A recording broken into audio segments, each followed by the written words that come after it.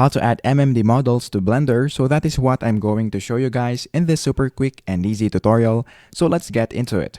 So the first thing that we need to do is, of course, open our Blender. And then the next thing that we need to do is to open our browser. So just open your browser right here and then search for this link. So this link will be on the description. So just check it down below. And then once you are now here, just scroll down until you see this download. So what we want to do is to click this link right here. And then the installation process or the download process will now start. And then this is what it looks like. Now, the next thing that we need to do is to click this open file, show in folder. And then what we want to do is to right click and then click extract all. And then click extract. Now, once you do that, you should be able to see a folder right here.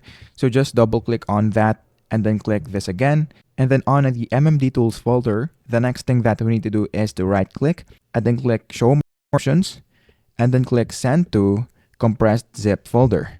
Once you do that, go back again on the Blender and in this part, which is the edit. So just click the edit, click preferences, and then on the add-ons. So click the add-ons. Click this drop-down button right here and then click install from disk. And then just go on the folder wherein we extracted the MMD tools that we have just downloaded. So just click this and then click this again. And then on this part, click the MMD tools.zip. So double click on that. And then once you do that, as you can see, we now have added this add-on right here. So make sure that it is turned on. So if it is turned on, just close this right here. And then if we go on the file and then click import, you will see that we will now be able to import PMD, PMX, VMD, and VPD. That is basically how to add MMD models in Blender.